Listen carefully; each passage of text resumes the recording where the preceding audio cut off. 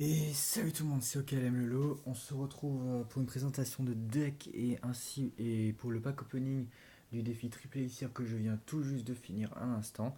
Donc pour le défi Triple Elixir, je viens utiliser le deck que vous voyez à l'écran. Il s'agit du géant bouliste poison, un deck très cycle et qui tourne très vite. Donc voici le défi Triple Elixir fini. Je récupère mes 10 000 d'or. J'ouvre le coffre.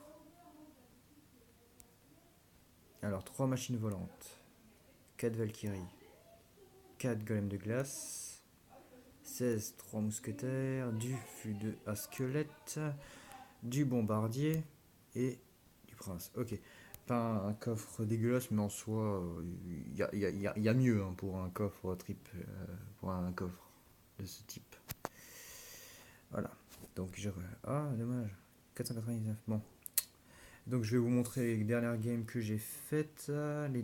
Alors, alors oui, face à ce deck-là, j'ai perdu 2 fois. Et à chaque fois, c'était contre des gros counters. Par exemple, ici, comme vous pouvez voir, il y avait PK double prince, donc des grosses DPS. Après, je suis tombé. Alors, donc, l'avant-dernière game.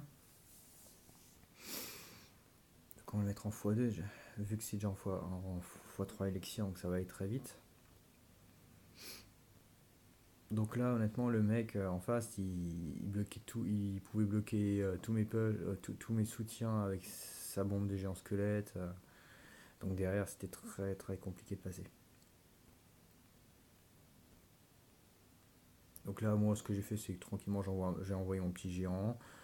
Lui, tout ce qu'il a fait, c'est défendre un minimum. Donc voilà, j'ai réussi vu que le deck cycle très vite, vous pouvez très facilement submerger votre adversaire et à peine une troupe détruite, vous l'avez déjà cyclé quasiment. Donc c'est un deck que je trouvais idéal.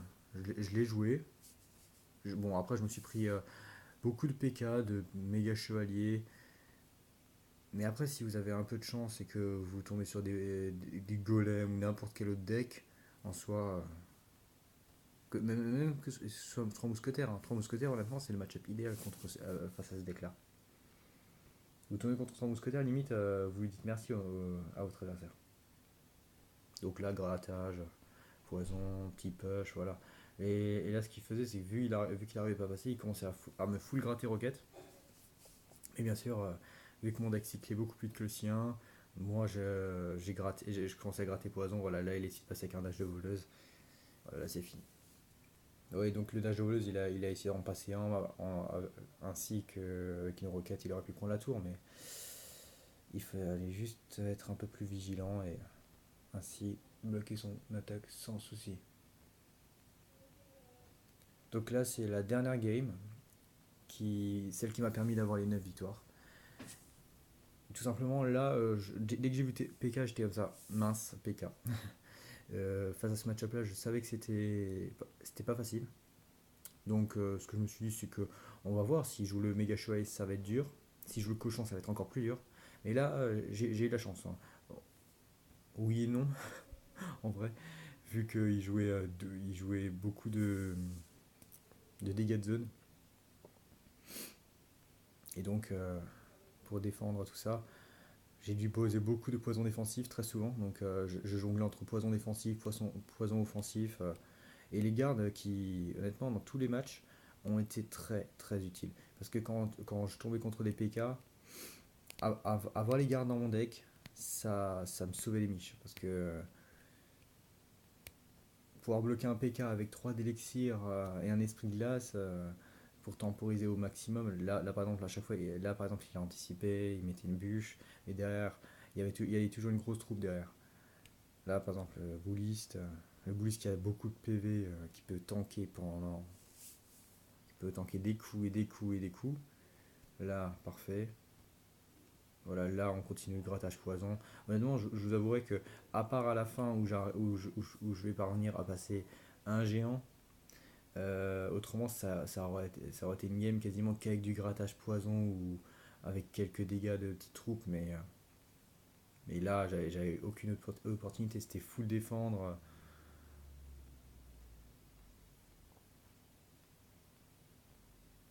faire full défense parce que contre un deck PK, si je forçais trop, il aurait accumulé le PK, les géants squelettes, les sorcières, les sorciers, et derrière il m'aurait eu à l'usure.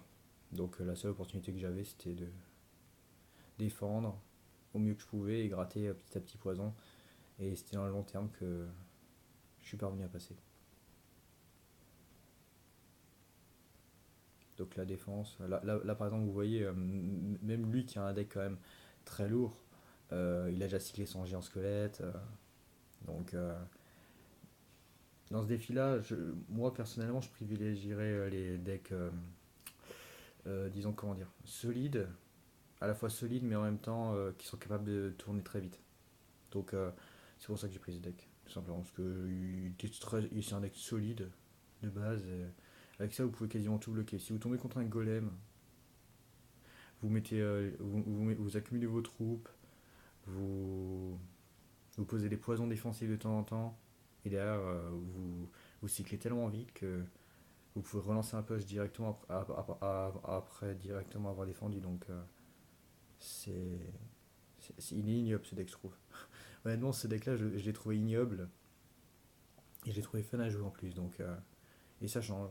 Ça change honnêtement parce que quand on compare à tous les decks que j'ai pu voir dans ce défi et que sûrement vous aussi vous avez vu, honnêtement ça devenait agaçant au bout d'un moment. Ça devenait tout simplement agaçant. De voir toujours les PK, double sorcier. Je vois pas ce qui était kiffant honnêtement. Jouer tous sur le même deck, waouh. Parce que les géants, je crois que j'en ai vu aucun. Les géants. Ah voilà, c'est sur ce push là que je passe. Que je vais faire le plus de dégâts. Et c'est sur ce push là que ça va se jouer. Bon là j'ai fait une petite erreur, j'ai mis double boulisque. Voilà, et ça oblige une boucle de feu, là ça gratte, et voilà, là je suis à portée de poison et je peux finir tranquillement. Voilà. Une game très tendue. Donc comme dit dans ce défi, il faut privilégier tout ce qui, principalement la défense, tout simplement. Surtout si vous jouez ce deck. Bon, ce sera tout. Je vais juste peut-être vous montrer la game sur laquelle je me suis fait battre. Parce que celle-ci aussi, il faut quand même que vous compreniez que quand vous tombez sur PK, méga chevalier, plus encore du cochon derrière, un bourreau de tornade, le match-up n'est pas à votre avantage, hein, clairement. Parce que ça, je pense que c'est peut-être le deck ultime, mais en soi, il faut aimer jouer ce genre de deck là en soi. Parce que honnêtement, c'est peut-être un deck efficace, le PKMC, bourreau de tornade, cochon, mais à part vomir ses troupes, qu'est-ce que vous faites d'autre? Est-ce que vous construisez un push? Est-ce que vous réfléchissez à comment bien défendre? Non, je crois pas. Donc au final,